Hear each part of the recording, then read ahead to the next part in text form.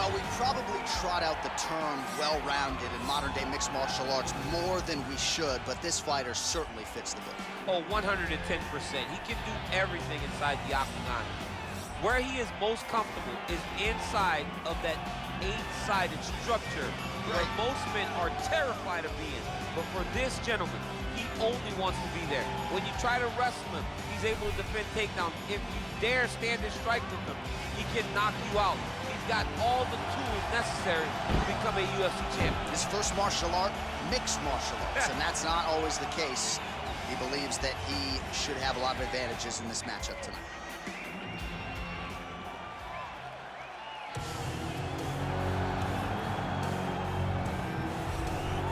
Well, it's always tough when you draw that high-level wrestler who has a lifetime of experience in a one-on-one competitive situation. Prevailing wisdom is he'll have the wrestling advantage in this one tonight. As his dad said, the moment he introduced him to the sport, he knew that he was made to be a wrestler. The kid slept in his headgear. He only wants to wrestle, and by doing that, he puts you in danger. He's constantly in your face, constantly trying to dig at your gas tank. He goes from transition to transition, single to double to high crotch. It does not matter the attack.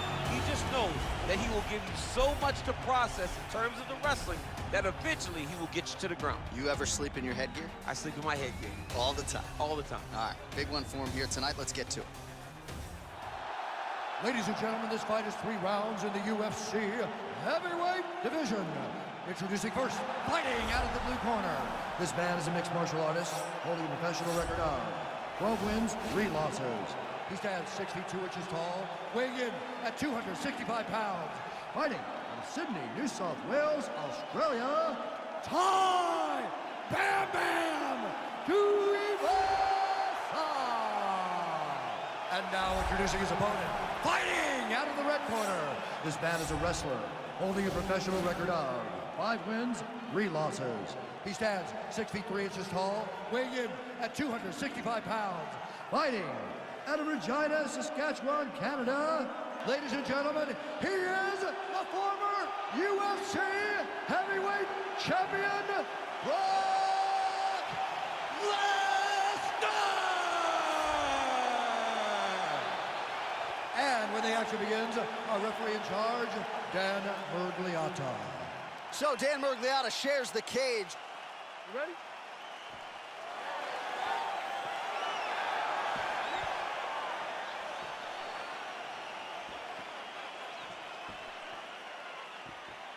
All right, you ready? All right, so the fight is now underway. On one side, you have a fighter who does everything well, taking on a true grappler on the other side. Going to be interesting to see how long he can keep it up with. I mean, Damian Maia may be the most specialist type of grappler in the UFC. This guy resembles him in a number of ways. Let's see how he manages this fight against a guy that can do just about everything inside the octagon. All right, well, both fighters pretty comfortable on the ground, DC, but you got to be very careful hanging out here for too long if you're his opponent. Well, the ground and pound is there once again. Strong work here by Tai Tuivasa. Oh, wow, that happened quickly. Oh, pretty good entry there, and he gets the fight to his wheelhouse on the ground. Beautiful takedown into the full guard. Look for him to posture and use ground and pound to open up submission opportunities. Working off of his back here. Looks like he may try to hip escape. Nice hammer fist. He's putting him in exactly the positions he needs to be in right now. He's able to relax here. And he understands, being a veteran of so many fights, that as long as he's on top, he's winning. He feels like he's winning here.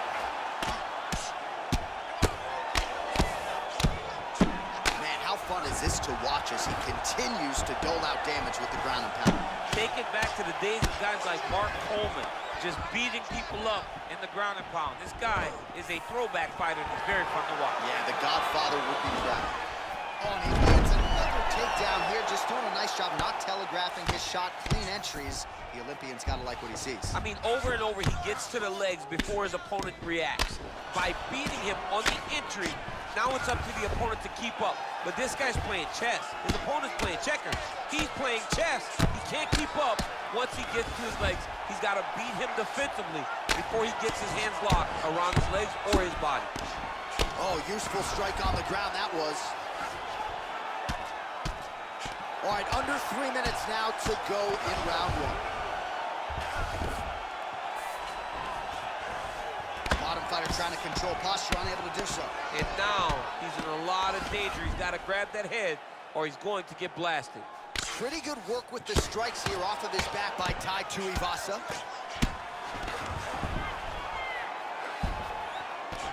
All right, so pretty good damage here with the ground and pound. Nothing superficial about these strikes. They are intending to harm. Oh yeah, he's landing very accurately and he's landing to get damage off. All right, so you gotta be careful playing on the ground with this guy. You don't want to mess around for too long. Oh, working hard to get back up again, and he's there. Stuffs the takedown there. How good is his takedown defense? I mean, he's cutting down the sides with these beautiful leg kicks. Oh, big punch land. Oh, really making good use of his reach advantage as he lands the straight punch.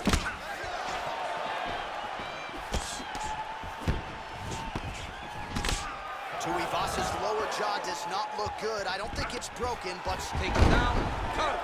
Take it down, cut him. Over and over, he's securing these takedowns. Strong bottom work here, staying busy. Oh, man, this ground and pound is good. Probably my favorite striking realm in MMA, and he's as good as it gets. The problem is his opponent is not controlling his posture. He's allowing his opponent to get up, and when he does, he creates distance and space to land these beautiful ground and pound combinations. He is doing a really good job of relaxing, not panicking because he's getting choked. Yeah, notice he just took the body triangle, readjust the lock, and now it looks like he's got it. There is the tap. So he submits courtesy of the rear naked choke. That guy's got a squeeze on. He does a great job securing the position, getting under the neck, and then hiding his hands in order to get the finish. Fantastic performance by this fighter. It's over. It's over.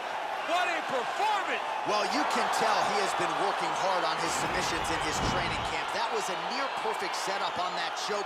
Sunk it in deep, and the opponent had no choice but to tap out or go to sleep. He chose to tap out. All right, let's take a look back at the replay as he gets it done by submission tonight, champ. Just watch how slowly he approaches the submission, though. He never rushes. He takes his time, but it's his trickiness.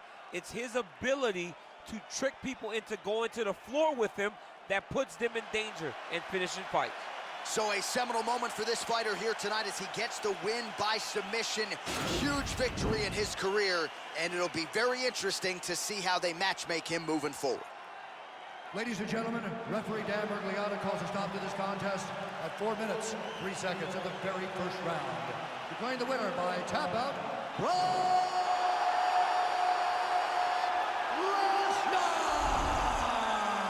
All right, so what a performance by this young man here tonight as he gets the win by way of submission. He certainly put a lot of stock into getting the finish tonight, and he did just that. Congratulations. It was very tough fight, but he knew that if he did everything right, he could get to his position, which is the ground, and he would be able to find